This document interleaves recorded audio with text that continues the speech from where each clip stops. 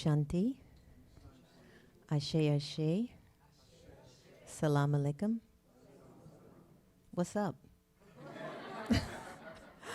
Good afternoon. Happy Sunday. I am so glad that you could join us tonight. It is such a special evening for us here at the Meditation Museum because for the past few years I've grown to fall in love and rise in love with this incredible woman, Dr. Ivy Hylton. Give her a big hand.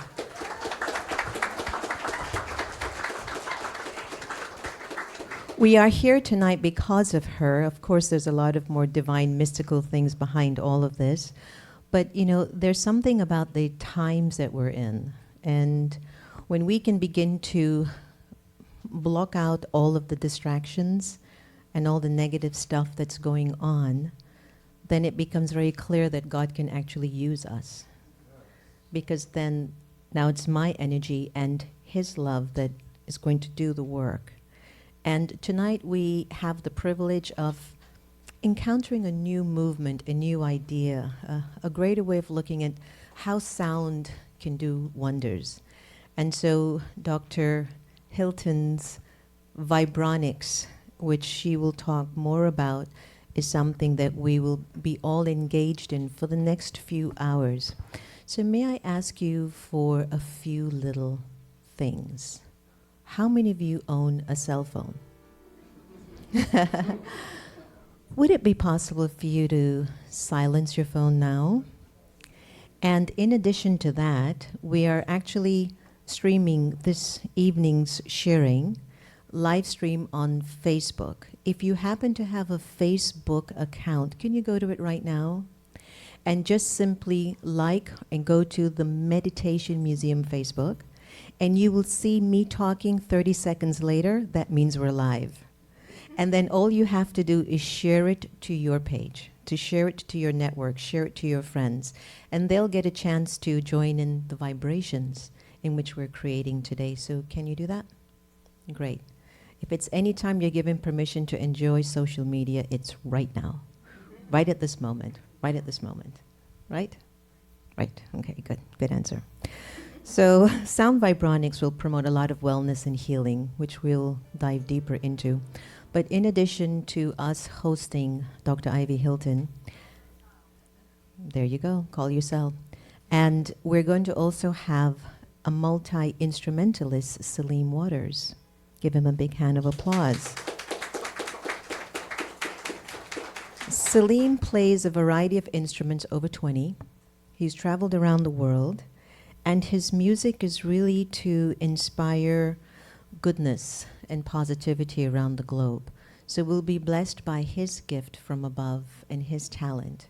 We also have Victoria Peyton. Is that good? Good. Victoria Peyton is also a composer and a musicianist, and she gifted Happy a CD. Let me see that. Come here.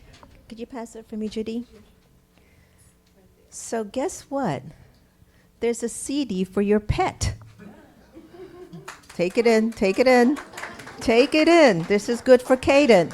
Yes, this would be good for Kaden. And apparently when her pets actually hear it, they are like really moved. So she's a native Washingtonian, has done a lot of work with youths, and her music as well is to promote wellness and positivity. So give her a big hand of applause. I had my notes, but I brought the wrong ones out. Wonderful, no? Everything is wonderful. Nothing's a problem. You ever notice that? You know, if we create the understanding that we are a global family, is anything really wrong? Nothing. Everything is just right. But let me see if I can help you. So without any further ado, it gives me a great privilege to welcome onto the stage our wonderful Dr. Ivy Hylton. Salim.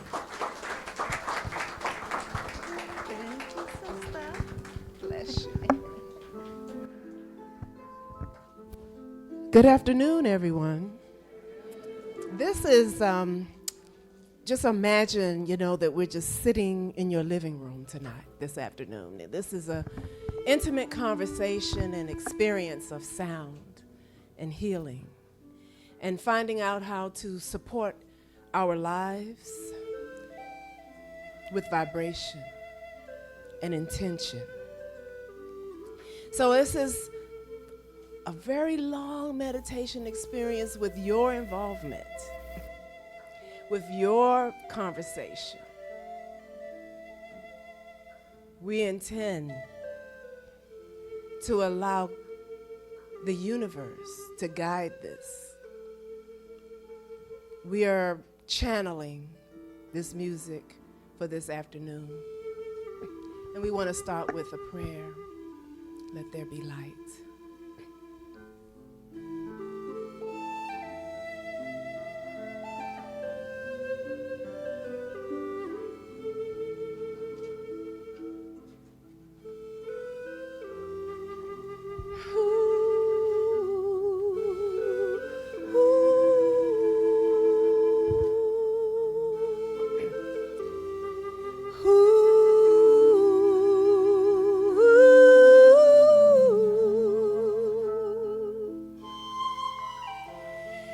In the beginning,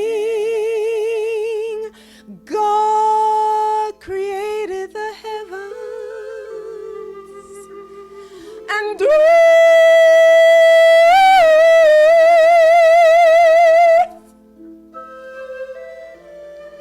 The earth was without form and void,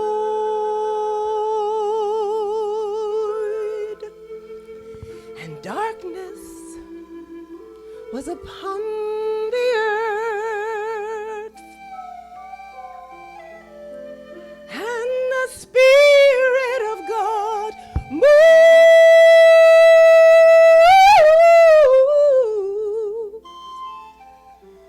along the waters.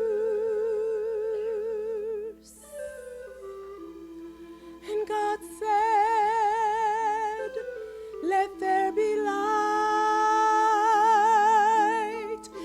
Let there be light. Let there be light." May God heal the world. May God heal the earth. Now close your eyes and breathe deeply. Breathe deeply and see the world a whole. See your life free of toil, because God said, "Let there be light." And God said, "Let there be light."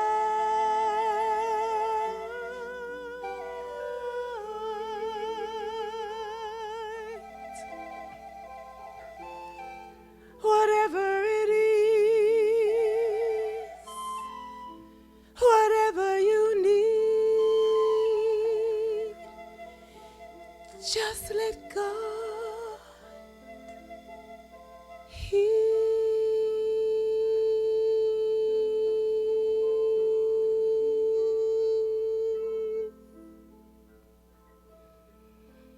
In the beginning, God said, "Let there be light." Now feel that light pouring from the highest point in the universe, and may God bless you. May God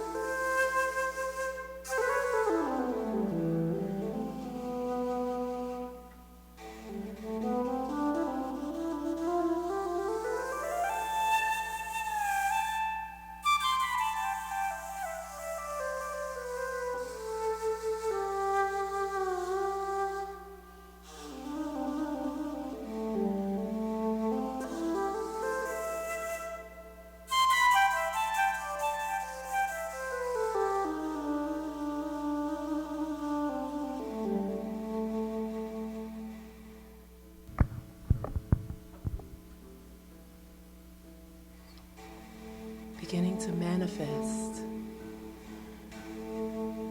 This is the power of the mind. Calling on your heart's deepest desires to come into reality.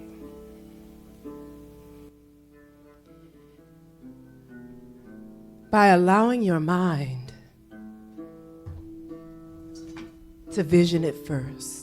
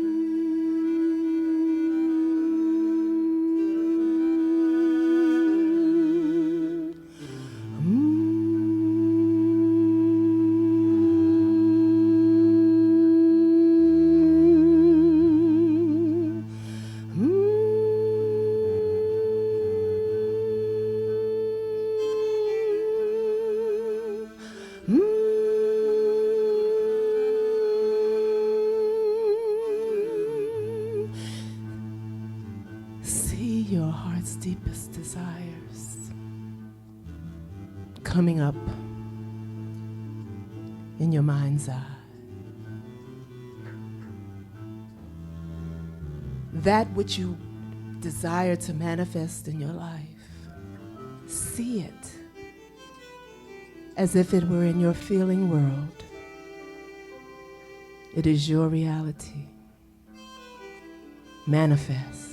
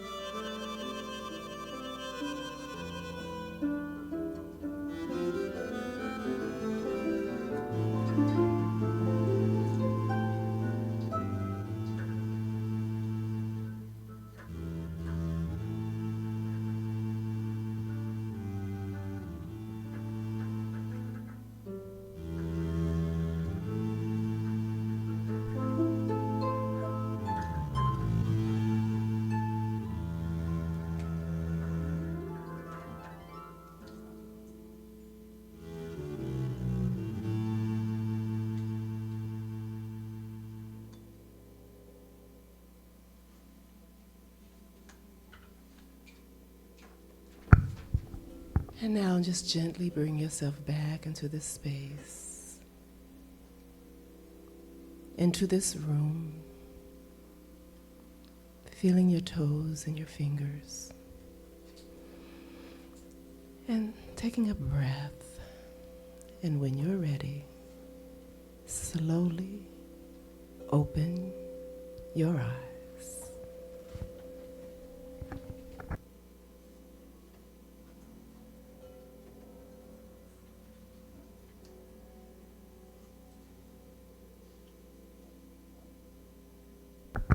Welcome back. How's everybody doing? So I don't know if you've ever been to a meditation concert. So it is very beautifully designed to create inner peace. And this is your moment and your time to rest, to relax, and to create. This is our moment when we begin to just have a brief conversation with you around what brought you here. And the first thing I want to do is to thank Sister Jenna. Can we give her a love tap? And the Meditation Museum and the Brahma Kumaris, the most beautiful people that I have ever met. And Sister Jenna took Salim and I to India last year. This time, we were there right now. Yes. And my husband calls it, what did you call it, Salim? Heaven on Earth Village. Heaven on, everywhere we went. It was so beautiful. The hearts were so open. And even though we saw so much poverty, there was still these smiles that were beyond really comprehension for some of us. So that's the kind of light and love that we want to create.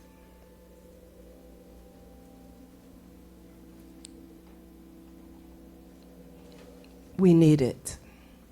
So this is the microphone that should be for the audience. Just anybody with 2 or 3 people that want to share with us what drew you here today.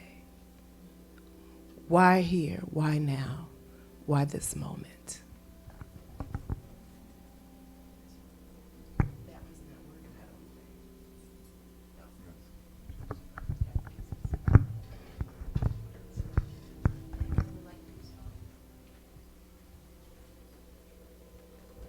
Greetings, everyone in Hotel. And my name is Ma'at, also known as Saram Sesh. And tomorrow is my birthday. And God said, you need to be here for your meditation today. And I said, I received this, so that's why I'm here. And my beloved husband, he just came in, so give thanks.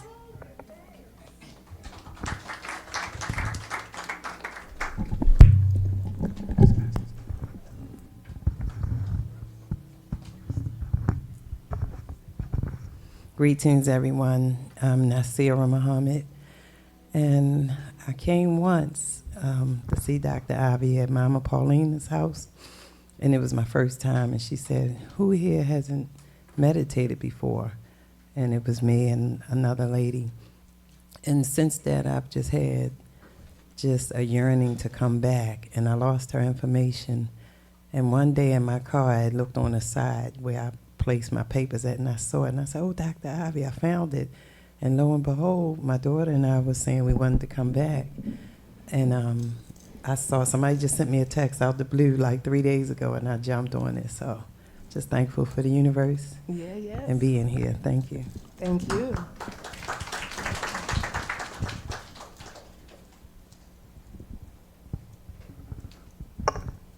Hotep. Thank you. Well, I'm on a journey, and a journey of alternative lifestyle and wellness, and I came to the city, and my good friend here, Farida Muhammad, told me about this event, and I was like, definitely I want to go to that. I want to connect with people that are like-minded and looking to elevate to another wave and take us out of all this negativity and new rise, and just to be in a space where people are ready to be lifted. I'm so excited. The energy is just flowing. Thank you for this opportunity to be Give here. thanks. Share Thank with you. all. You know, we have so many moments in our lives when so much is happening, things are moving so fast, and people, we don't get a chance to be heard. So this is why we have this moment. We want intimate conversation as we are moving through this healing experience. The next piece that we want to share with you is what we call frequency of flow. It's connecting with your heartbeat. And everybody were you given your peppermint shots? Okay, now is the time to take that out. You know, peppermint, really is an energizer. It helps to improve the breath. It help bring clarity of mind, because that's where we're headed. This is a journey, a spiritual journey, with our intention of being manifestation. And then there's a process that we take in order to get there. So the first part of this is really about the breath. So take 1 or 2 drops from your tincture, and you place it right under your tongue. And this is pure peppermint.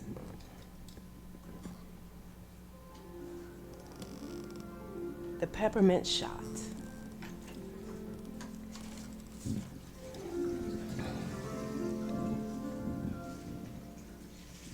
Let's take, and once you put it in, just sit there and inhale through your mouth.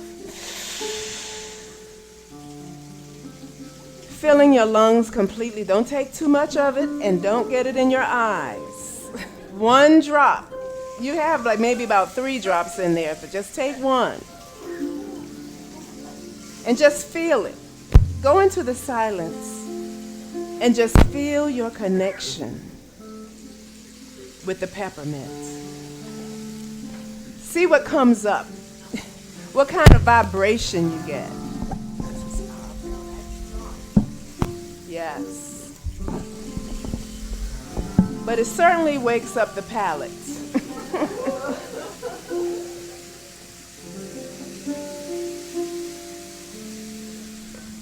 So I just want you to begin to breathe and just really get into that. Because as we go into meditation, one of the things that we forget to do often is to breathe. So as you're inhaling, you're filling your lungs completely with air, allowing your lower abdomen to expand like a balloon. So it's through the nose and through the mouth. Inhale through the nose and exhale through the mouth. And I invite you to gently close your eyes and feel the vibrations of the peppermint and the singing crystal bowls. Breathe.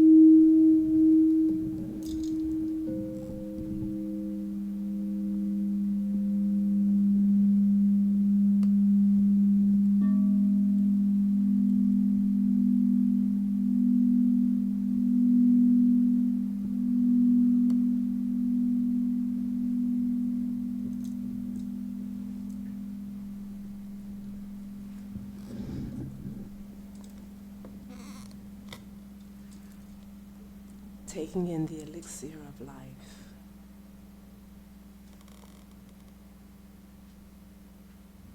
Feeling the vibration of the peppermint and the sound as it begins to go deeper into your being.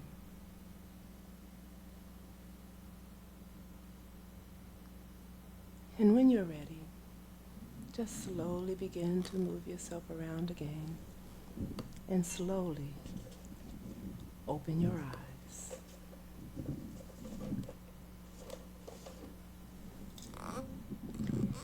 This is the section that we call the frequency of flow.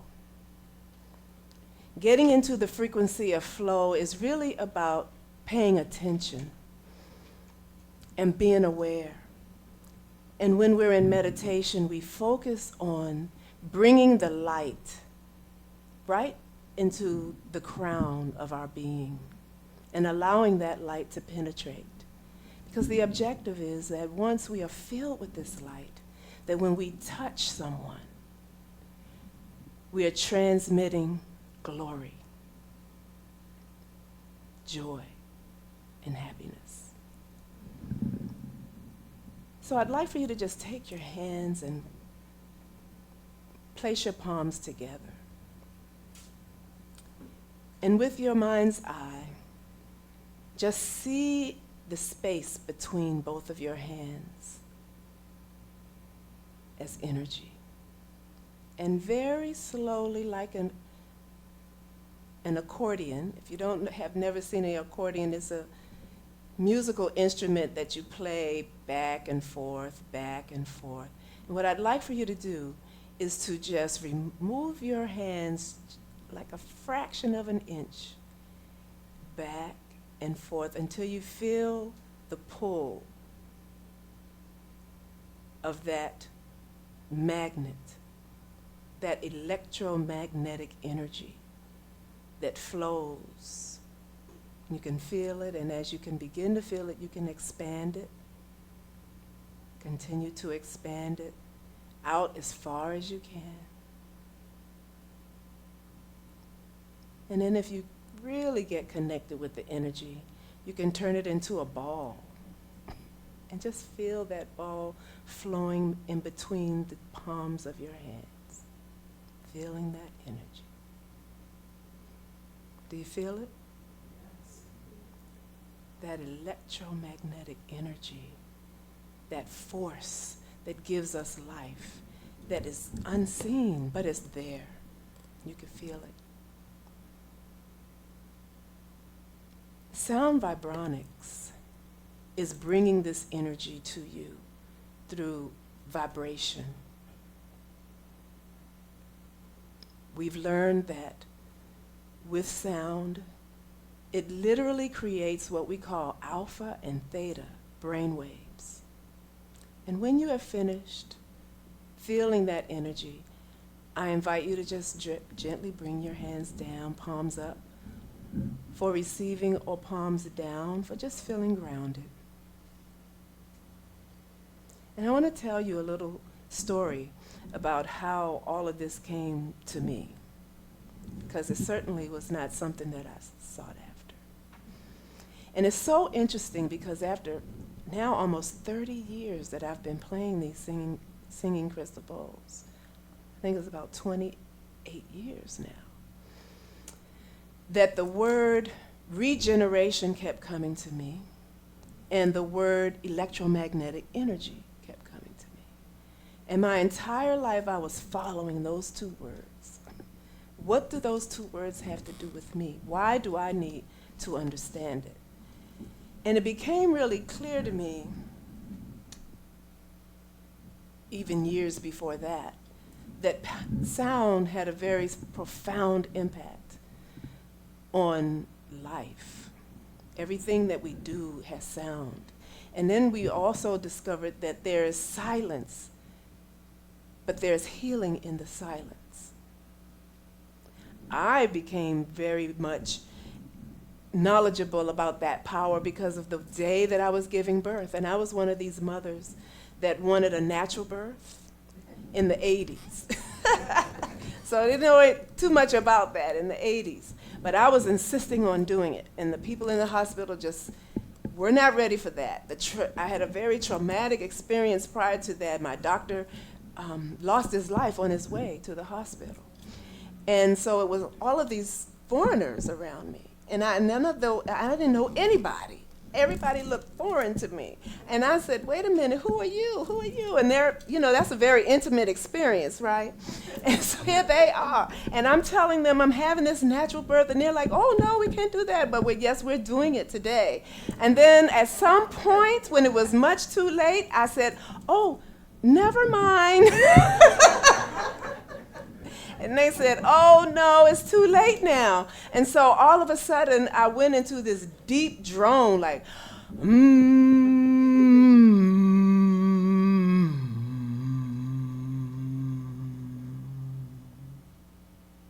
And the deeper I got, the more and more relaxed I felt. They told me that my cervix was needed help. But when I started toning and droning, the cervix opened so quickly that my son came slithering down on the waves of vibration and flung himself into the world. And the nurse turned around and caught him. And he's been like that ever since. But I knew then that there was something, my cells were communicating with those sounds. And so I started very early in my life following the sound vibrations and the potential of healing. As a profession, I'm a psychotherapist. So I've had people in therapy for years, and something seems wrong with that.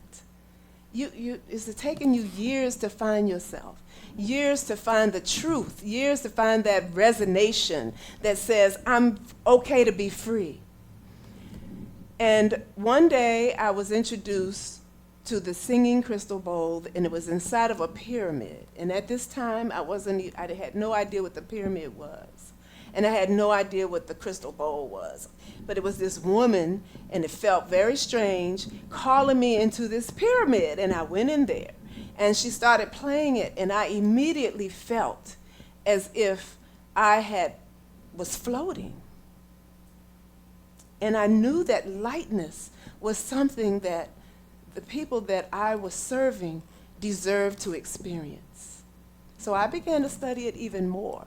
Then I realized that these singing crystal bowls sing a soul language that many of us don't get an opportunity to experience. Then, later on in life, I found out that they saved my life. And I had no idea. We have a friend, the fabulous one. Y'all remember Gloria? Sister Gloria? With the big hat. And she went into the hospital one day and didn't come out. And I called her, and she said, oh, you need to keep doing the Friday night singing crystal bowl meditations. It has really saved my life. Okay, where's the tissue? Because I need the tissue. And she said, I'm so sorry you stopped doing it. It really saved my life. And she said, and I told her, well, I was going to come visit you in the hospital. And I got really busy, and I didn't make it that day. And I called her. I said, I'm going to come tomorrow. And when I went, she was already gone. And I didn't understand what she was talking about. I was doing this, but I didn't understand the power that this vibration had for her life. That's when I realized I had a serious responsibility to make sure that this vibration continues, because it is literally life-saving. And we don't know about this because our religion keeps us from learning the natural aspect of how to live and heal. So this is about mastering spiritual living. Because these sounds and this vibration with intention, to me, is the new medicine for the 21st century. Yeah. And so this being our very first SoundSpa, which is really creating that very intentional time to immerse yourself in these sounds of vibrational healing with the intention of raising our consciousness to a place where we will live healthy, we will think healthy, we will feel healthy, we will be healthy. And when we can do that, we can fully love. I like to ask the question, how many people have felt real love? I mean, okay, you're going to raise your hand. That's good. And that love vibration is what sustains us.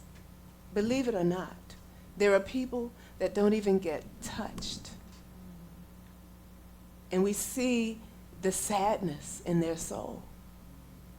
So the more light that we pour in to our bodies, the more power of healing we can give to others.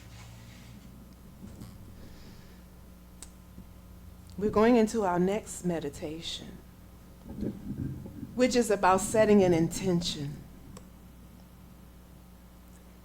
Light is faster than sound, and sound and thought is faster than light. This is a scientific concept.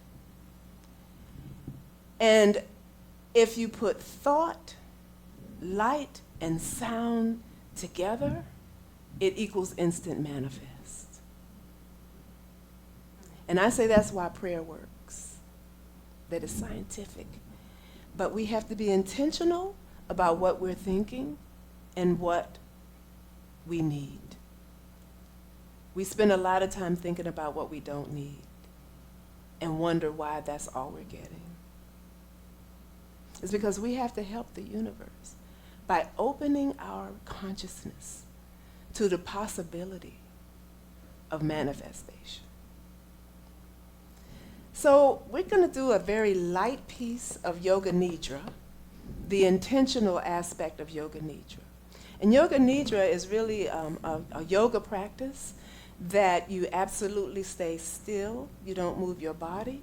It is a mind fitness practice where you learn through consciousness rotation how to strengthen the brain for health and wellness.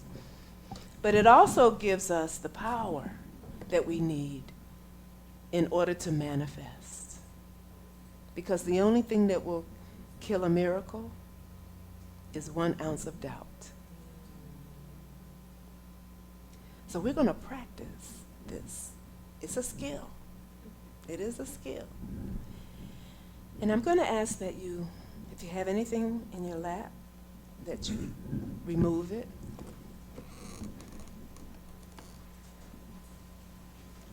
This is what we call the deep peace meditation. Sending that electromagnetic energy through our entire being. Take a deep breath. Filling your lungs completely with air. And release. Taking another deep breath in. And exhale. As we are making ourselves channels to receive spiritual power from the highest point in the universe. Allowing that light to pour into the crown of your head. And feeling that light pouring through your entire being. Igniting each and every cell with the light. Taking another deep breath. And exhale.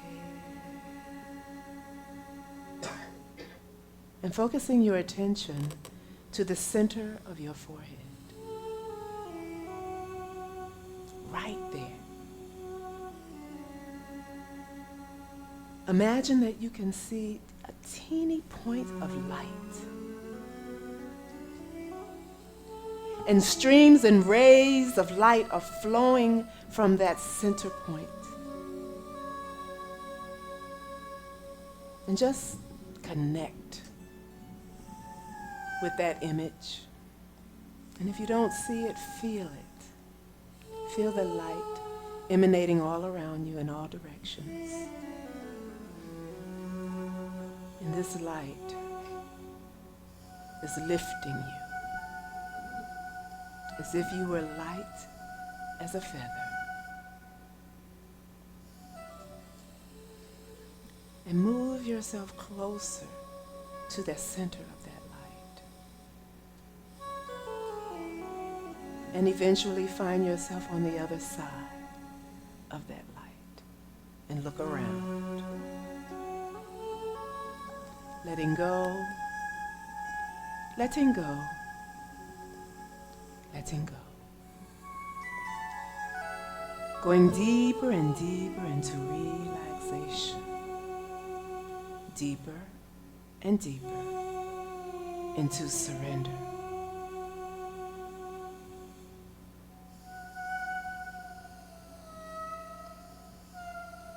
And begin to form what we call a sankalpa, an intention. And make that intention very clear. Without doubt, without question of how you'll achieve it. Just see it as if it were your reality right now.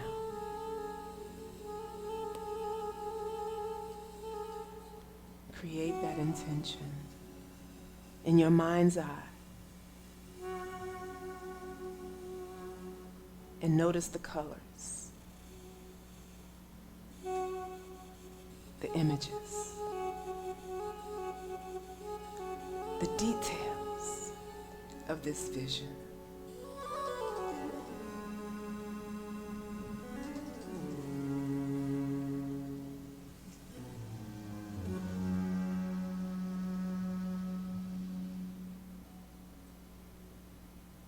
And now, allow yourself to look inside of the center of your heart. And look around. Notice if there is any tension or discomfort there. And let it go. Letting go. Letting go. Letting go. Going deeper and deeper into relaxation.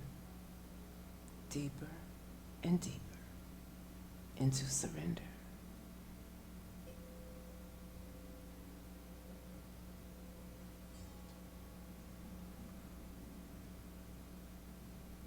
Notice that your heart is becoming lighter.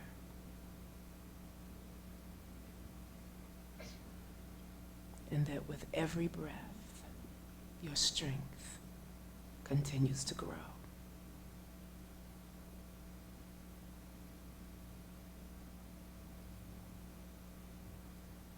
See that intention coming into fruition with a relaxed heart and a focused mind. Prepare yourself to manifest.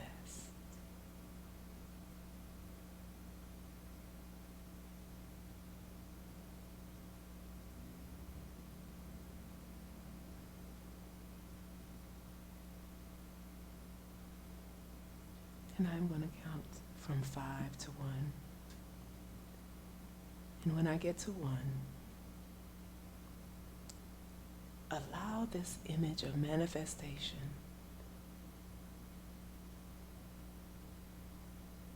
to blend into your cells, to soak into the fibers of your very being. And when you awaken, feel that this intention is ready to manifest. 5. You're ready to begin to awaken yourself. 4.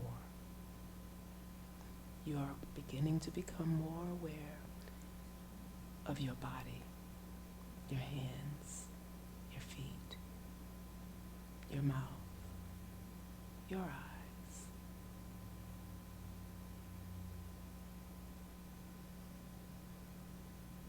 3.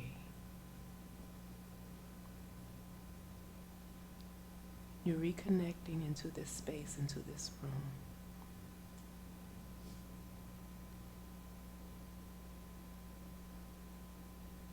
2. Your eyes are ready and prepared to awaken as you take a deep breath in and exhale through your mouth.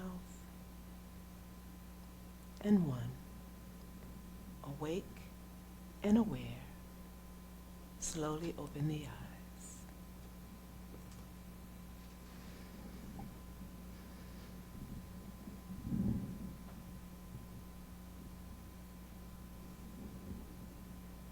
Om Shanti.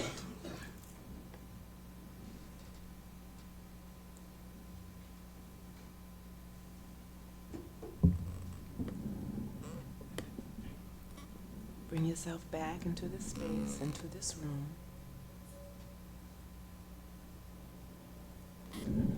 And just remember this deep, deep peace of manifestation. And hold that intention very strongly in your being. And watch it manifest.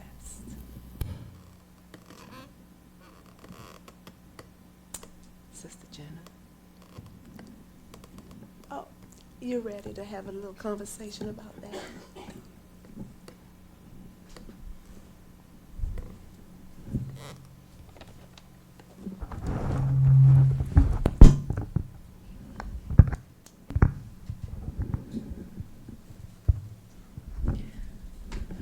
Om Shanti. Welcome back. How are you enjoying the process so far? Has it been nice? Beautiful, right? And just to imagine for a little bit, if we could just take care of ourselves more consistently, how the vibrations would spread far and wide in the world. Now, when Ivy and I met a few years ago, and she had mentioned to me about the practice of sound healing, I've always been not an easy person to convince with things. I know that's hard to believe. But I was like, how can music, how can sound do anything for me? I mean, I love music, I love songs. But how does that change or transform the deep impressions recorded in my personality? What are your thoughts? So the first thought that comes to me about that is that sound plays such a major role in the coming into life and the leaving of life as we know it on the mundane. So when we come, they insist that we, yeah! And when it's time to go, in between the breathing, usually it's an inhale. And when I think about that, I realize that our entire lives are interwoven with the concept of sound. Even in the womb, now we know that as a fetus, you're hearing everything. And so if that's the case, then what does it really do? How does it shift and make changes? And what I have learned is when these vibrations connect to the cells, it is generating the ions that are needed in order to create photons that pass through the skin and directly into the nervous system. So with the right sounds, it's a spiritual surgical procedure. And our body and our endocrine system and our adrenals are just sitting waiting for this to happen so that they can find the transformative alignment to support our wellness and our happiness and our joy. I was remembering the story of an artist from Australia who spent about 3 years in the Aborigine jungles. And the only thing he wore was just a cloth. I think you met David, who was doing some of the music in Gyansarova in India. Oh, yes. So he spent 3 years in the jungles of Australia. No sound except nature. And he would be inspired to paint. And when he came out of the jungle to get back into the city, the noise he heard from a muffle, what do you call the muffle from the car? What do you call the muffle? It's muffler. The noise he heard from the muffler of a vehicle, he said, was the most violent sound he had heard in years. But that's something we hear maybe all the time is just stuff. So to what extent the soul is enduring so much disconnect, so much peacelessness when we have gotten normalized to speaking to each other with a very high tone, negative, complaining, criticizing. And it's something that we always talk about, that get into the habit of giving up your 3 C's this year. No more criticism, no more complaining, and no more comparing yourself with others. And you'll find that the sound vibration that starts to come through your words, through your eyes, through your being, is healing. So on that very subtle thought level, there's a process there. So in terms of the vibronics process, that is, let's say I don't have all these instruments at home that I can play in the morning when I get up. How would you recommend that we begin to nurture ourselves with the right sounds? For example, Mira and I, we love to listen to Sanatam Kaur, who is one of our friends. And we found that certain songs that we listen to really help to feed our spirits in a very deep way.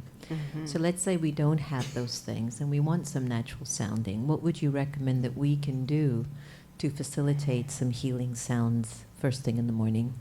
So what I have learned is that some recordings are really good. You can listen to it on YouTube. Mm-hmm. You can tone yourself. We're going to do some of that before we leave. But I would say go and find the best vibrational sounds that work for you and make sure you put it on your playlist. Mm-hmm. In the morning, I say, if you want, I may encourage everybody to have a singing crystal bowl in their home. And even if it's just a small one, just keeping that vibration, keeping your body immersed in those frequencies is what's going to make the difference. Mm. And the Creator always uses my personal life as my experiment. And I said, okay, sometimes it's a little bit too much. But I have noticed, like in the last few years, I started finding myself, I'm not a kind of a person that gets angry. I just don't. But I noticed that I can get real annoyed. And I started getting really annoyed about some things that I have no control over. None at all. But it's all about righteousness and justice. But in my mind, I noticed I just got too emotional about it. And I mean, one time somebody said something to me, and I just went like, and then the tears started, and it was like, I haven't heard from her since then.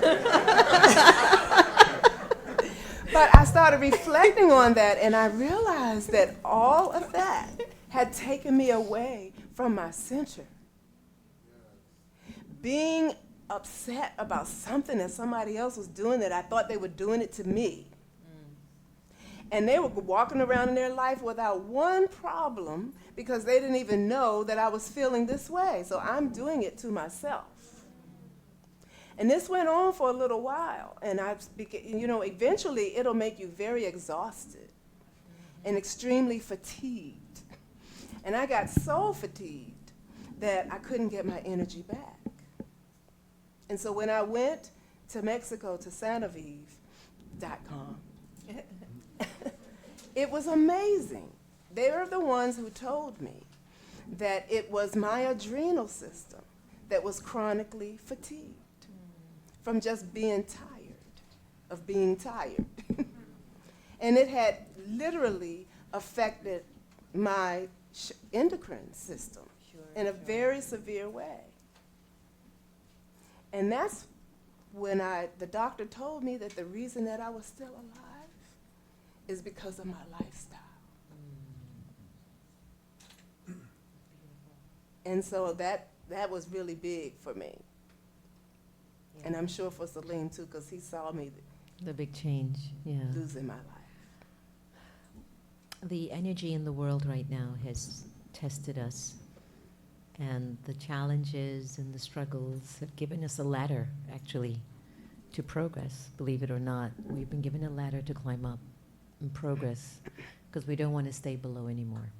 And so we're feeling it. Mm-hmm. Can you talk to us about the sound of silence? And you've heard me say this a million times, that for me, and in the Brahma Kumari's tradition, that silence is where I've been practicing an absence of waste and negative thinking. And when I no longer have this cycle of thinking, waste, negative, remember the 3 C's? When I get out of that intentionality, I find that my spirit is just at peace, you know? It's like I'm lifted. at peace. So I have this understanding of the sound of silence being an absence of waste and negative thinking. What is the sound of silence to you? Well, to me, there is power and healing in the silence. Silence can be found, healing can be found in the silence. But confusion and anxiety and anger can also be found in the silence. Explain. Because we use our own thinking to guide our feeling and our emotion.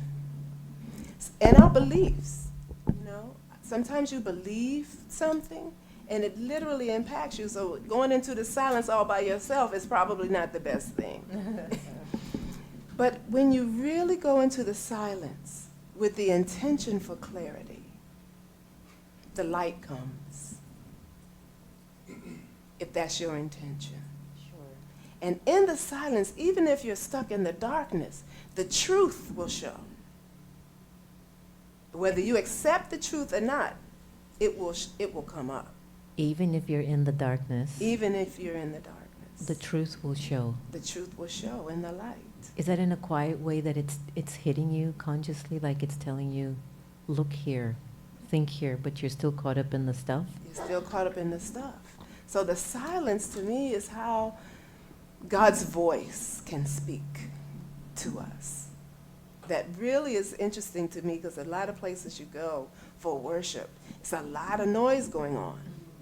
And there's no moment for the silence so that you can connect to the divine source. So to me, the silence is an opportunity to connect to the divine source. Fantastic. Does anyone have any questions that they would like to raise now? And I know Dr. Ivy might have had a question that she wanted us to maybe explore, but anyone here has a life question?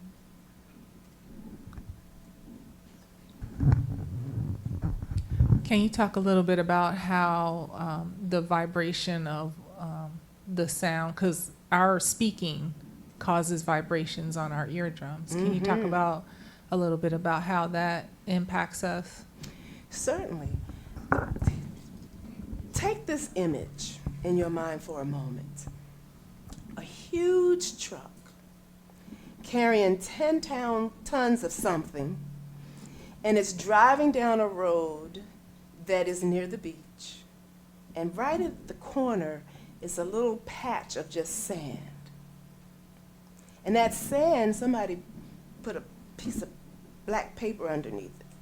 And as that truck is going by, imagine and tell me, what do you believe that sand is doing when the truck drives by? Shaking. It's shaking. What else? Blows away. It's moving. Yeah. It's shifting. It's moving. It's clearing. So guess what? Sound, frequency, and vibration that's getting deeply into our canal of hearing is doing the same thing. And what it's doing is clearing up mental congestion so that our brains can see. The whole thing is we're constantly trying to create while our minds are in beta. Beta meaning the fastest rate of frequency that the mind can focus on. And that means most of the time, living especially in DC, we're multitasking all the time. The brain is not designed to do that. So when we're forgetting, we think we're forgetting, it's really that the brain probably never knew it because we weren't paying attention. So just like that sand is moving around, our cellular structure is doing the same thing. And you can feel it when it's happening. An obstruction there, it's going to move. Stress, it's going to move. But we have to add the intention to it, too. I don't know if that answers it, but it gives a scientific concept of what happens with the Sure. frequency and the vibration. And you can And feel it. I'll add to the thought process that I think what I'm also picking up from Reverend Ivy sharing is, you know, if you really practice, and this is such a simple practice, pure feelings and good wishes for people, your intellect and your mind will automatically vibrate very silently and very intentionally. You've met people in relationships that you can feel they had it in for you and they were smiling. You met those? Yes. You've been one of those? And so just imagine that if I have been taking care of my soul by maintaining my pure feelings and good wishes for everyone, what will be the sum total of the vibration in me? I won't be as conflicted within my own being. So to me, that's another amplification of how the sand will move, because that's the vibration that I want to keep swirling around in my personality, consciousness. Any other questions?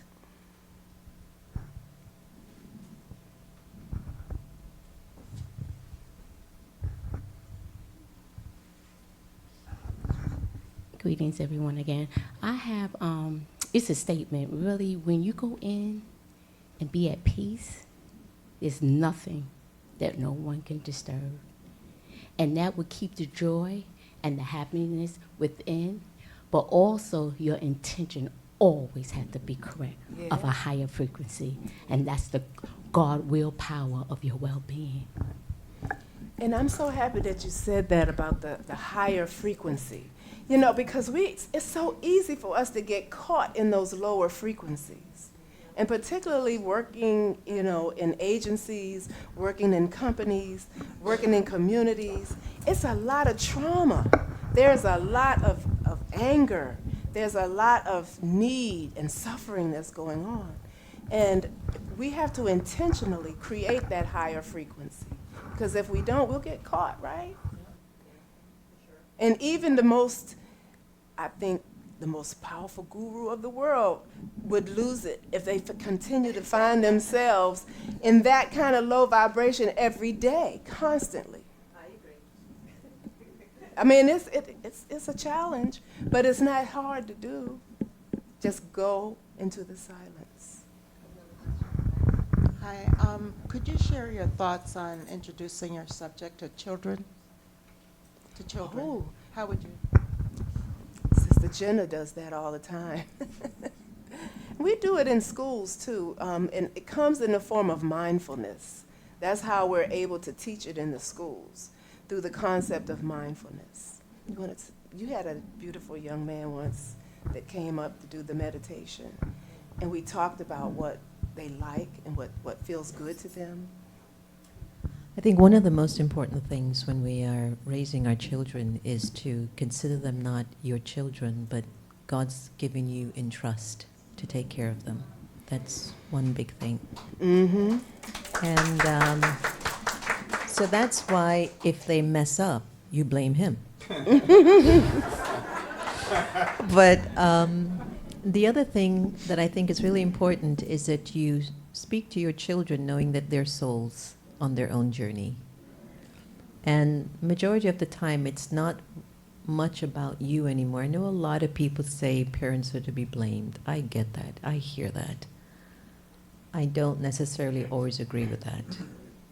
I feel that the souls who play the role of my child or children who come into my life is because of some karmic responsibility. And they're passing through. And they're not mine forever, but they're passing through. But they're still God's child. I'm just in trust. And when I talk to them as souls on their individual journeys, I look deeper into them, not just their behavior, but more into the energy that I can see, especially their strengths. In the Hopi tradition, the Native American tradition, between the age of 1 and 7, the Hopi elders and leaders look for the kids between 1 and 7 to see who really is able to influence the tribe of their own age group. And then they begin to rear them as the leaders. And you can just watch your own child and acknowledge their strengths from just the first 7 years. So you won't be shocked at 18 or 21 or 30. You'd be like, I could see that. I could see that. So my recommendation is they're God's children. I'm in trust. And when I talk to them, I'm talking to the soul that's on its individual journey. And so I try to see more from that angle. Madasi. I just want to say a few words. I'm only here for a short time. I'm a priestess, and we're doing a lot of prayers today. But, Ivy, I want to just say thank you for your soul. Your soul shines so bright. Regardless of what you say from your mouth, your soul speaks louder. And we thank you so much for giving us all the students that, of course, I came from the school, Bowie State, and you was my instructor, in spirit. Because I wasn't going to do any of the work unless it was going to be something in spirit. You gave me that encouragement as a supervisor, and you guided me in as I was guided to you through the aura in the atmosphere from outside. I followed the scent, because as you know, I'm visually impaired, legally blind. But I didn't go by that. I went by faith and by love. I was able to follow that aura. I just want to say before I leave, Madasi, thank you. What a blessing. What a blessing. All right, so are we good? Anyone else Thank had you, a Nana. compelling question? Okay. Ready to bring in the light? That's what the lighterest, more light. Hotep, sister. Hotep. Those words before were beautiful words, very beautiful words. You had mentioned earlier about sounds, and it was mentioned about the brother from Australia who is in natural sounds for 3 years, and the violence of the muffler, and it caused injury to his physical body and also maybe his spirit. Within the inner cities, what would you say is a frequency that we can tune into that would bring harmony? And then what is the predominant color of silence? Islam. Well, the first thought that comes to my mind is, oh my God. What an awesome question. I don't think I've ever heard that before. Has anybody ever heard that? You've heard it? Speak. Well, basically, first of all, I'd like to thank everyone for coming and being a part of this beautiful celebration of life. And my whole thing is, since I was a kid, I grew up in a place called Nanjemoy, Maryland, which is on the Potomac River. And behind my house was the Doncaster State Forest. So I spent half my day in the water, on the water, and the other part in the forest. And I always wondered, we talk about Mother Nature, and I grew up in a Baptist church. My mother forced me to go. And I remember the deacons would give and testify in the morning before the service started. And this one deacon said one day, he said, God told me last night that this was going to happen. And I said, whoa, what does God sound like? Okay, is it a man? Well, most people refer to God as a man. Is it a female? Or does he have a voice at all? Or does he or she have a voice at all? So I went into the woods and I just laid on my back and listened to the birds have these conversations. And then after a while, I was trying to figure out what they were talking about, because I know that they respond to fear differently when they are in the mating season and when they're hungry. And I kind of figured all that stuff out, you know. So the whole thing, I did this piece. I'm a visual artist also. I just did this piece called I Hear Color. Okay, I hear colors. And and I was supposed to show some art today, but we couldn't hook up the technology. But I refer to colors based on my music introduction in the 3rd grade. And I think that your color could be anything. Like, everything comes from black, I think. And then everything is, you know, so once you get, my thing is the lowest common denominator, okay? So like in music, people say, I want to be a musician. It's too complicated. I said, well, I don't really know what you're talking about, because we're only using the letters A to G. You want to be a mathematician, we're using 0 to 9, so what's the problem? So it's all about being creative. Everything I do is creative. The way I walk, the way I communicate, the way I look at colors. Sometimes I wore something that was like red and purple. And they say, oh, I never thought about mixing those colors together, but it worked, you know, even in my art, you know. So like, you're only limited by your own limitations, you know. So we're part of everything. We are nature, we're everything. You know? So I'm going to do a piece here in a minute. I'm going to explain. I was able to come up with this instrument. It's called a wind synthesizer. It's from Japan, and the process that we use is not a sample, like a lot of keyboards will have samples. This is called acoustic modeling synthesis. But basically, I can make any sound with this thing. I'll create my own. And the Japanese have figured out a way to go to every nuance of every sound for every instrument, and you can create that. So there was a professor at Harvard University who, that's all he does. And I went to Harvard University to see him, but you never know when he's there, because he is so advanced in this whole sound thing, whereas only people know when he's in town are his students. I went and knocked on the door, you know, and he said, it's locked, like, where is he? That's, I don't know, his mail's piled up, we don't know where he is, you know. So I started reading about him and getting into what he's doing, and I said, how can I duplicate these sounds I heard in nature? And that's not me. Okay, anyway, so I kind of got off base with your question, but your question is very... It's powerful. It's question. powerful, yeah, because you don't think about that. It's I have flowing an in. answer for that Yeah, too, and yeah. I think that what we need to do is to bring more things like vibronics into the inner city.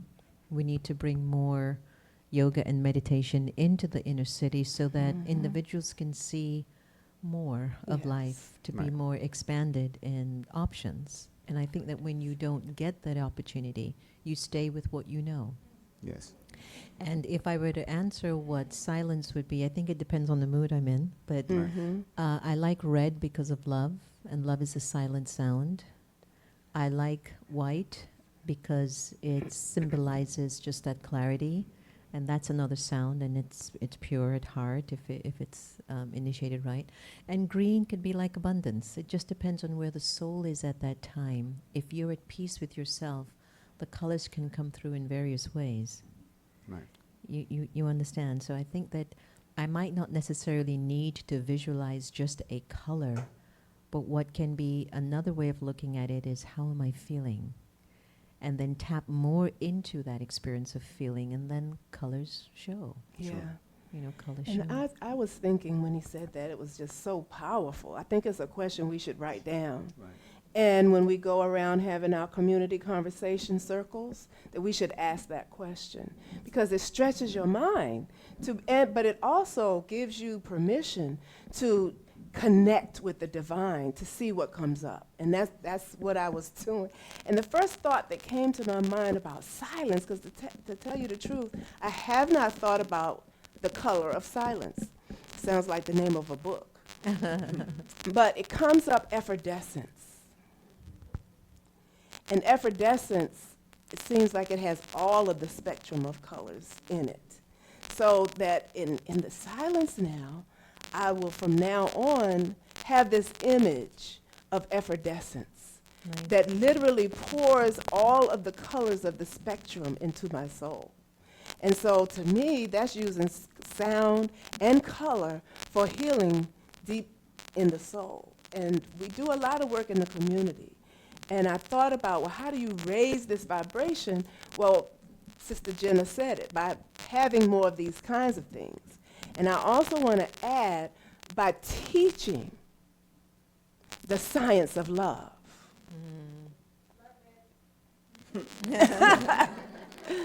That if we can raise the vibration, I don't know, I started getting into these movies, the Marvel movies about the superheroes. And I don't know, my husband, he used to collect them as a child, but I didn't read comic books. I didn't ever look at them. But there's some very powerful wisdom in there. And I started watching these movies. And really and truly, raising the vibration is really about getting in touch with your soul purpose, being clear about what it is, and doing that work to serve humanity. So if we could figure out how to share that love, to change someone's mind, and give them new alternatives, so that we can start thinking on a higher vibrational level. Because some people wake up every day thinking about who can they hurt. True. So if we could shift that vibration to a learned lesson of every day that I get up, let me find out how much I can do to help. Who I can serve. And serve. It's a great way to So wake if up. it's a simple thought like that, and I've been involved, I'm a fellow with the Robert Wood Johnson Foundation as a community research leader. And one of the things that they tried to do, so you are getting ready to get a little, if you haven't already gotten it, I did a little research survey today. And if I hadn't had this experience, I probably wouldn't have thought of this. But we're trying to find ways of how to raise the vibration so that our community can survive. And so one of the things that I was going to say about that is, they said, okay, I was like, I don't know how to think of an idea that could change a paradigm shift of someone's health. And they said, well, let me give you one. They said, in America, there used to be a lot of death just simply because of emergencies and the lack of health care and lack of access. So somebody came up with one idea, and that was 911. And it changed the paradigm of health in America, just with that one idea. So if we could just come up with that one idea that's as simple as that, to raise the vibration of our thinking and the people of the heart and their souls, then guess what? We will really have served well. Yes, that's beautiful. Well, I think I should put a pause on our wonderful dialogue. It was wonderful. Thank you so much. And I think the gentleman that raised the question in the back, I would really like to invite whoever's in the room to think about how we can bring vibronics into the cities, into the community centers, into the schools. I think it would be a wonderful opportunity for the kids or the youth to be exposed to this possibility. So please note that down to see if there's a possibility for that to occur. Salim? Sister Jenna, for those of you who do not know me, I'm getting to be an elder in the community. Getting to be? Well, you have to live long enough to You become are an elder. the wisdom elder. Yes, well, thank you, darling. I'm known as Baba Salim in some circles and Dr. Salim and others. But I just wanted to say that we have been doing circles of hope and healing in the community, setting these kind of conversations so people can break through some of the blockages that they're experiencing that's preventing them from going to that higher level. And so we will be continuing to do this. We've been doing it in public housing communities, and we're very active in Ward 7 in DC and doing a lot of these circles of hope and healing. So we would invite you all to allow us to come into your communities, your churches, or what have you. We are certified restorative justice trainers and facilitators, and there's a real process and a technique to this. But we would encourage you to reach out to us so that we can do what we do to help uplift the spiritual energy that we all possess so that we can break through and begin to just function on that higher plane. I just wanted to share that, and I'm sure that there's a mailing list that we can ascertain so that we can continue to communicate, because the only difference than what we are doing here today is that we're not in a circle. There's a science to communicating in a circle, and what that is that we can look at one another in the eyes while we're talking and feel the heartbeat of everybody while we're talking. And it's a powerful, powerful technique. And we do have Linda, Linda Holly Hopper here. We've been working with her agency, which is Department of Youth Rehabilitation Services. And I know she can attest to the power of this work. So we encourage you all to stay tuned on that higher level. You won't hear about us if you're down here. So if you stay up here, you'll get the why of what's going on, and perhaps we all get together again at some point. Thank you. Thank you. So yes, raising our level of light and flow of frequency is really critical to our healing and to our sustaining our lives. Let us move into a space of musical inspiration by Brother Salim Waters. This piece is entitled Nature's Way, based on what I think Mother Nature's voice sounds like. I created the sound.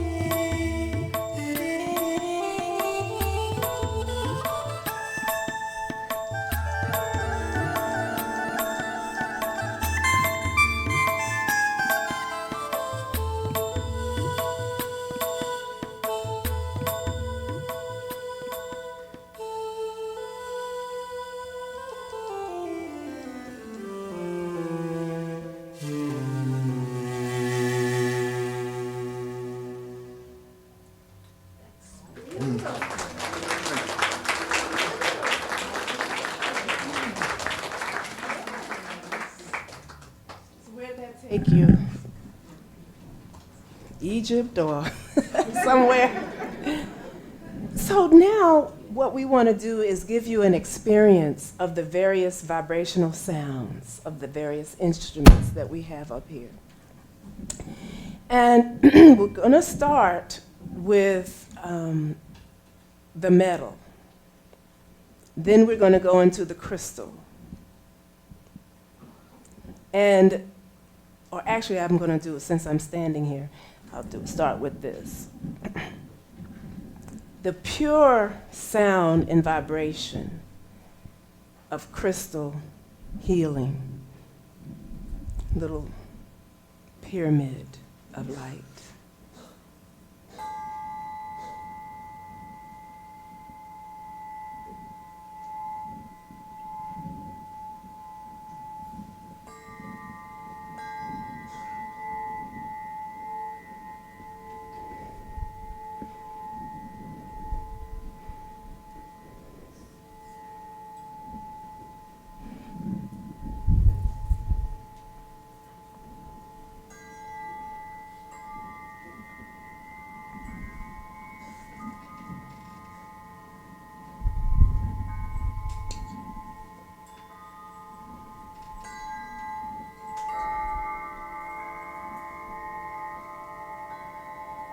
And if you just gently close your eyes and just take in these sound frequencies.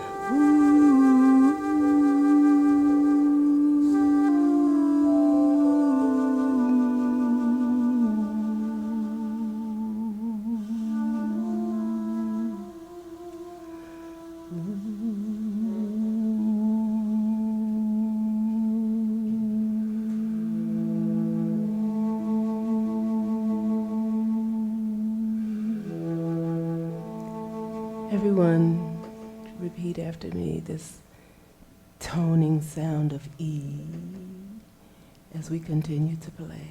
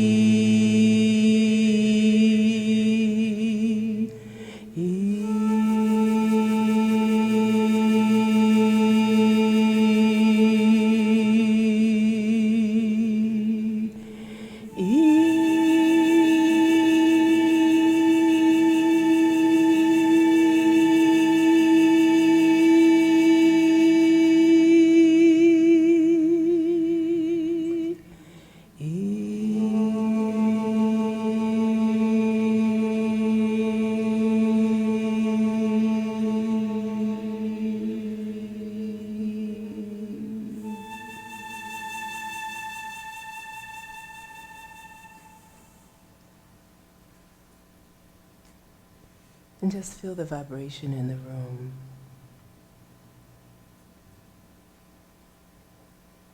How collectively toning raises the frequency and the vibrations of air.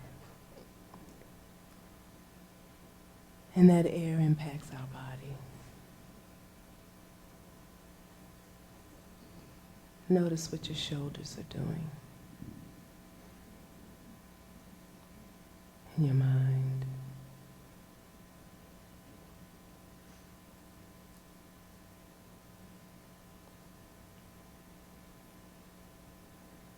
What is your soul mind saying?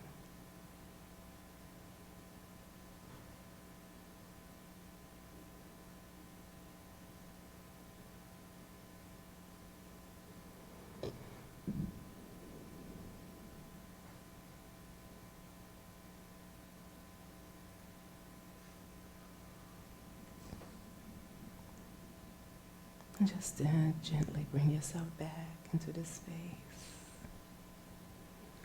Blinking your eyes 2 or 3 times before you open them completely.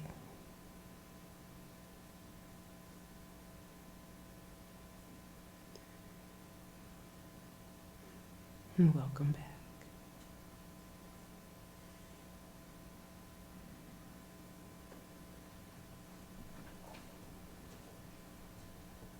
The love vibration is very powerful.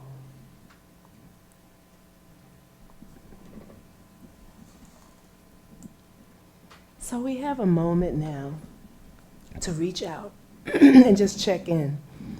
What has come up for you in just these few moments of just peace and silence? I don't know what happened to the microphone. Oh, there it is. I found myself revisiting the intention that you asked us to set earlier, that during the practice of this vibrational healing, I brought back up the intention that I had earlier on, and it felt like it was getting more confirmed.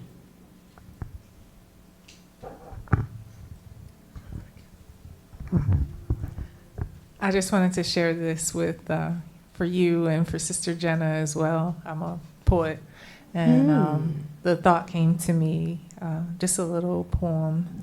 Beauty sat before me, women and men clothed in white. They took away my tongue of negativity and handed me music and light. Thank you. Ooh, that's beautiful. Thank you.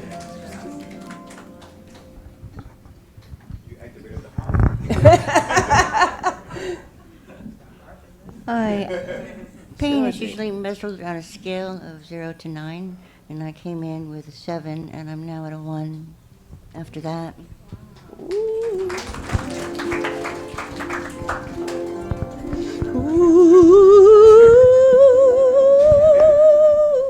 All right. All right. We're going to keep Angels are in the finding a house. way. Someone I like else, to keep yes. finding a way to partake this to the children every day in Yes. some kind of way. Oh, yes, yes. Give thanks. All ages. Someone else.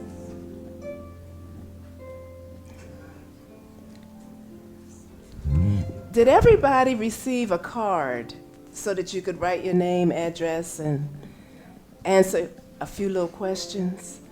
So we ask that you take just a minute to really fill those questions out as we begin to come to closure for this evening. We want to share with you a little bit about the love button. And Sister Jenna has a request about the love button. Ready? I'm ready. All right, go right ahead. Questions?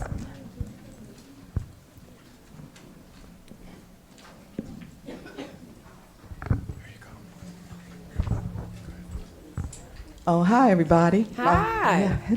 My name's Kathy Muhammad. And I just want to say, when we did the, when everybody said, E, it's like you could just feel, we were like all one. Yeah. That's how I felt. I felt Yes. like we were just a big group of just one. Oneness. And oneness. Yeah. And just I felt like I was like not in my seat, just like rising above and just with a lovely feeling of all of us united.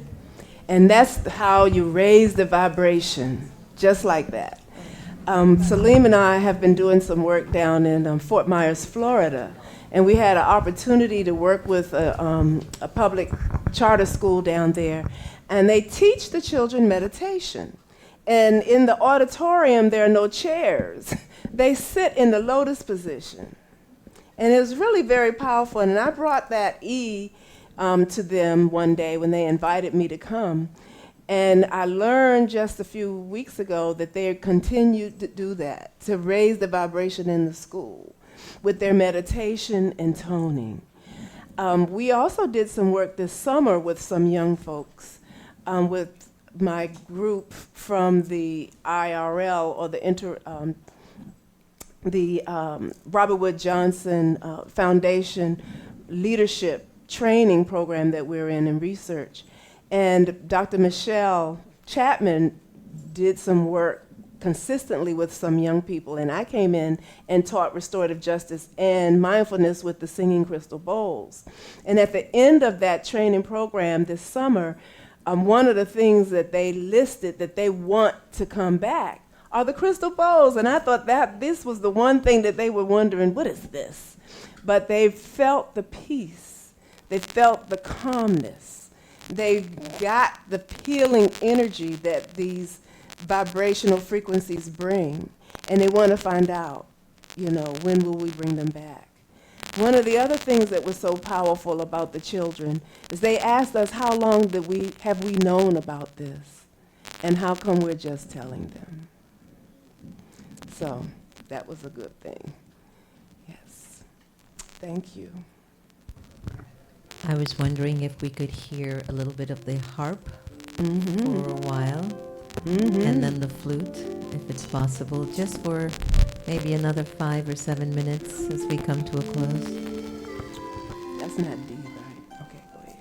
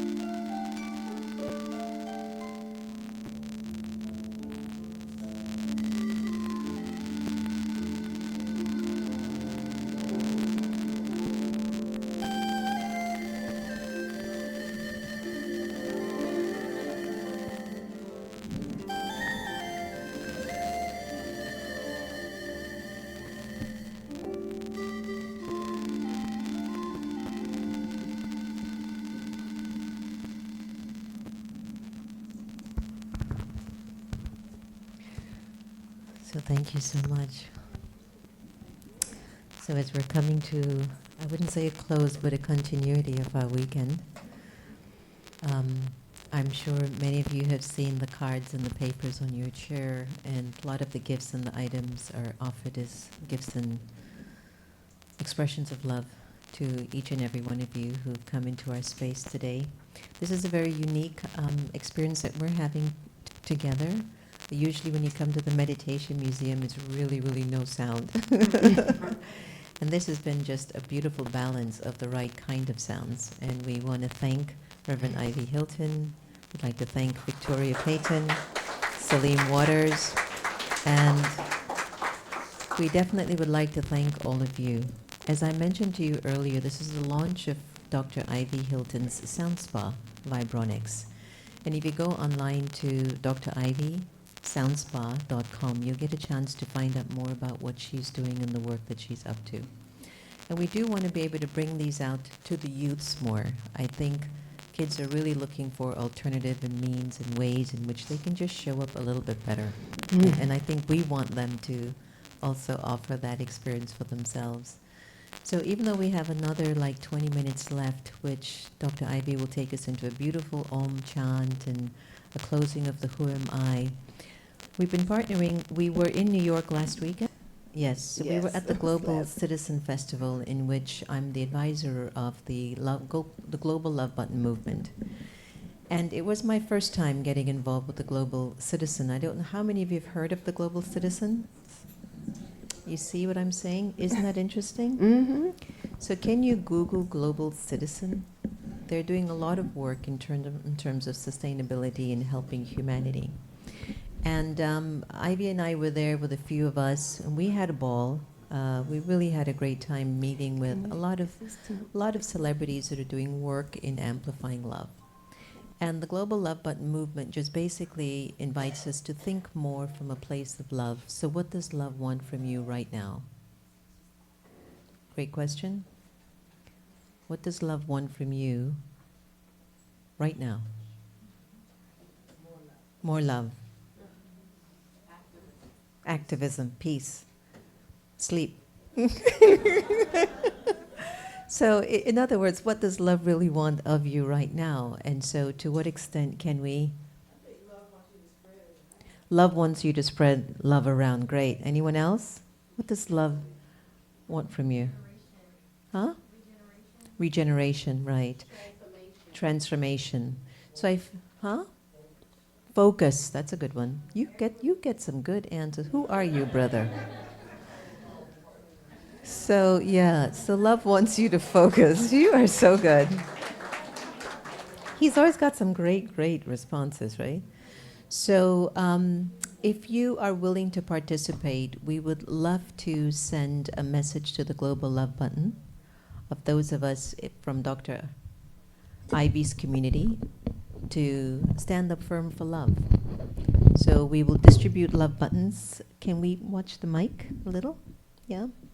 So we'll pass around a few love buttons, and they're magnetized. So you can pass them around. I don't know if we have enough, but we will just do what they call a selfie. And all you have to do is sit, and if we can get maybe the third row to hold up the love button sign. And then the best part is about to come, because Dr. Hylton's going to take us through a very powerful state. And Santosh, could you come out to take the picture, or somebody? The love button sign, and maybe those in the back can't block everybody, but we'll find a way through it. Or maybe in the back, I don't know. In the back? Yeah, that might be best. Yeah. All righty. And we'll just stand here on this side, and if somebody can go up on the stage, be better. Yeah. Victoria and Salim, we want you in here, and want to have it. Sister, you sit? Oh, no, they're not here.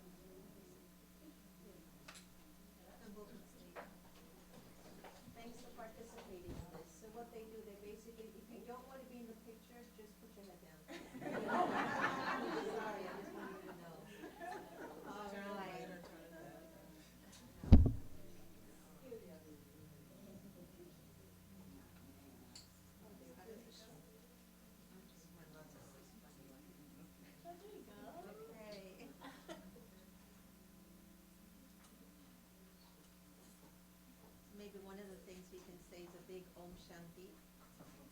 Om Shanti. Ashe, Ashe.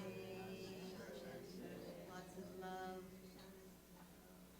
Love, love, love. Good. Thank you so much for participating. So when you wear the love button, it shows that you believe in love and it's the power to transform the world. Very simple, very simple. So I've heard stories about people who actually wear the love button, that when you were about to yell at a person who had the love button, you changed. You go, well, let me hold back here. Take off the button. Thank you, yes, yes. Take off the button. So now you're going to take us into some beautiful transformative stuff. So what's the next part you want to do now? Well, this last piece is really about aligning the heart with the mind. Okay. Because a lot of times we find ourselves in situations where our heart tells us one thing, but the mind will do something else. So it's like a split personality. But if we follow the heart, seems like that always goes in the right direction. It may not always be how we want it to be, but that is the divine connection. So connecting the heart and the mind. Y'all ready? Yes. Okay.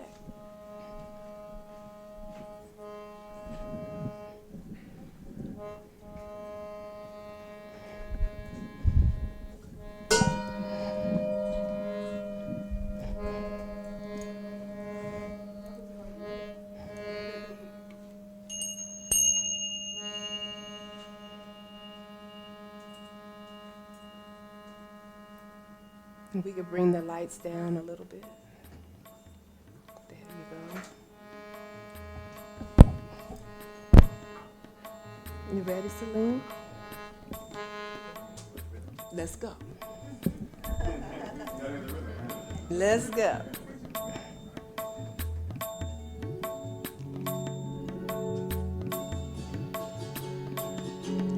So in your mind's eye,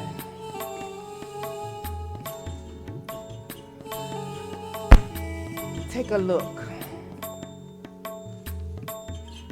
into your heart and look around for a moment and see who's in there.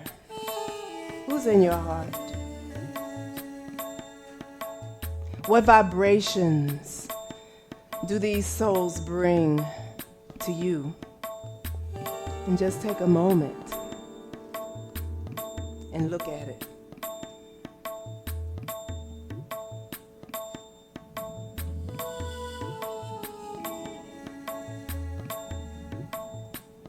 You can see those situations and those circumstances that need to release from your heart. Allow those images to come forward, one at a time. One situation, one circumstance,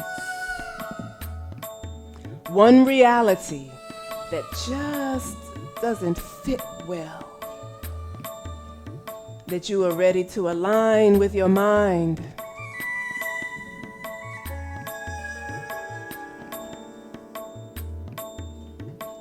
And now,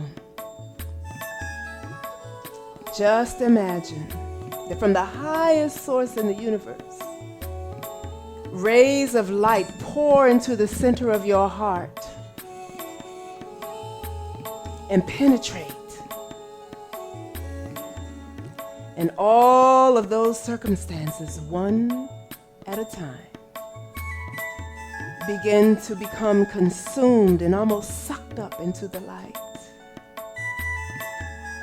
And just see each and every one of those circumstances releasing from your heart into the rays of light. And they travel up, up, up, into the source of the sun, where they completely disintegrate. No longer lodged and stored in the center of you. Release it. Release it. And once you feel the heart released, surround it with an impenetrable circle of light. Nothing can get in, and all of your goodness is preserved inside.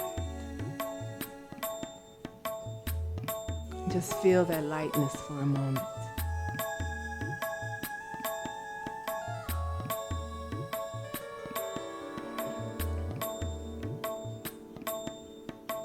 We're going to make that connection with the mind and the heart,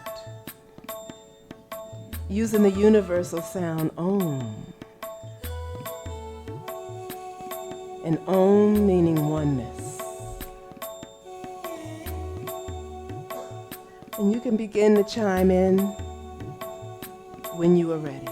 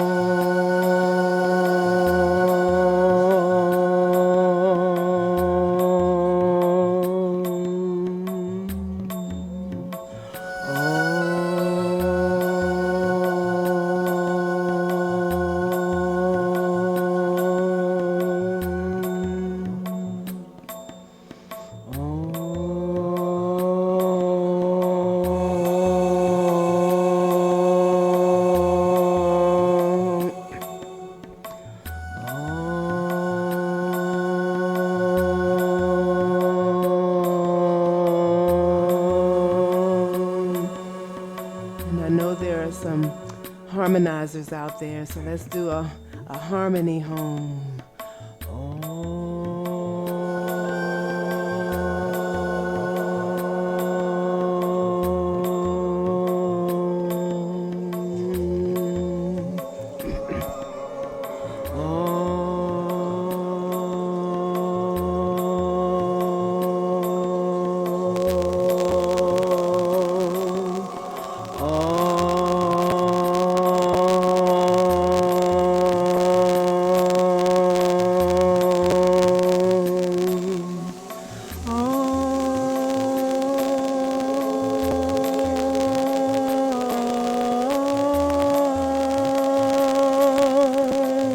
And then take that wherever your voice and heart and mind want to go.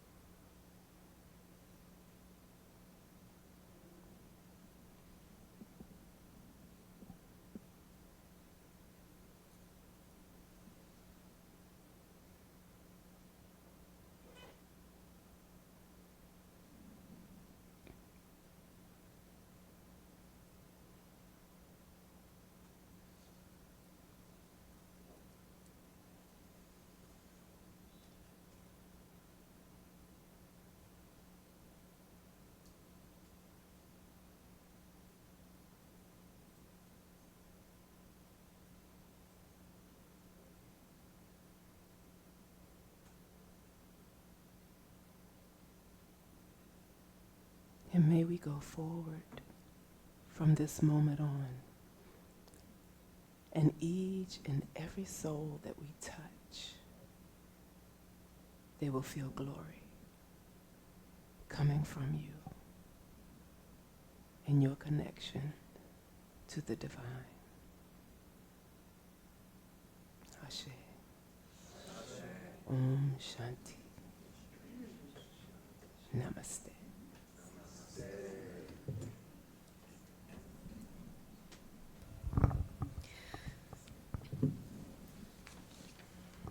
In an effort to keep the atmosphere raised, I don't think we need to give a round of applause, but maybe one clap. One hand clap, which could be a big expression of our love and appreciation to Dr. Ivy and her incredible team, Victoria and Salim. Salim, thank you so much. Didn't you love his flute? Isn't that an amazing instrument? That was amazing. And the harpist. Victoria has been doing jazz harp for quite a long time, and she's an extremely accomplished composer and musicianist as well. So we had the blessing of these incredible souls amongst us. So please take with you this weekend of just being blessed and carrying your love forward and your silence forward. And if you'd like some questions and information about Dr. Hylton, please stay back. As you know, we have the cafe in the back and all the angels that helped out at the Meditation Museum and all the angels from Vibronics as well who helped out. Thank you all so very, very much. And thank you all for coming and spending these few hours with us in sacredness. I really appreciate you. Thanks so much. Thanks so much. All and right. Sister Jenna, I wanted to just add that this work that the Meditation Museum is doing all over the world, this one person is responsible for all of the Brahma Kumara work from the East Coast to the West Coast. And so she is constantly moving, constantly driving, constantly, well, she got me going. She always does. So I'm really going to encourage anyone that has in their heart to share a love offering to do it. It's all tax deductible and everything. It's a nonprofit organization, But it is really important. If you could see this work that they are doing all over the world is just amazing. And I said that they have championed what Harriet Tubman did. You were able to do it all underground, and when they looked up, it was all of this healing going on. And they've got a hospital in India that they built from the ground up. And I mean, I went there and I tried to pay, but they wouldn't let me. So let's give back. Thank you. Snap it, snap it. And just for correction, I'm in charge of this particular area. We have one of the beautiful things about our organization is that all the main instruments of the Brahma Kumaris, we have a very deep relationship with God. And so whatever's your religion or connection, it doesn't matter to us. We're here to develop a very deep connection to Source and bring the experience of that Source in service. So when you think about the 9,000 centers that are in 120 countries with 1 million volunteers, you get an idea of the level of work that is involved with keeping so many lives sacred and empowered. And Ivy is very sweet to share that I guess we stay so engaged in the upliftment of humanity that we haven't really had the time to pause and see how well we're doing. Because when you're constantly on the field of service, you're in service. And so that's where it takes you. So if you want more information about our work, just go online or get some of the information that you have on the table, on the chair. And know that we deeply wish, and I know Ivy will say the same for you, please take care of the way you think. And especially take care of the way you think about other people, because that's going to come right back at you. And if you can participate every hour on the hour, to be mindful to pause for traffic control and go inside and get your light vibration, connect to Source, connect to your intention, connect to a purer vision of yourself, and show up in the world not with the one that we're getting, but with the one that's coming, which is a golden aged one. So if we can invest our thoughts and our words and our actions and use our mind, body, time, and wealth in service and in a worthwhile way, we will begin to feel completely full inside and have less conflict with ourselves. So thank you all so much, and hopefully we'll see you again really super soon. And I'd like to acknowledge our wonderful sister Gita, Mama Gita, who's in the back, who's an angel. Send her lots of love and vibrations. She's always keeping us together, Antonia and everybody. Victoria, Salim, Ivy, take us into sound as we either exit or sit and stay until the rest of the night. It's up to you. Well, I did want to say that, and Sister Jenna did not say this, but it is so important about thinking about what we are thinking. What are your thoughts? Because that's the whole idea, is that whatever you're thinking is exactly what you are going to manifest. And so we have to be attentive to that. And that reminds me of the question that you asked me when I first met you, and that is, who am I? I am not my body. I am not my career. I am not my gender. I am not my role. Not my religion. I am soul. Connected to the universe. Om Shanti.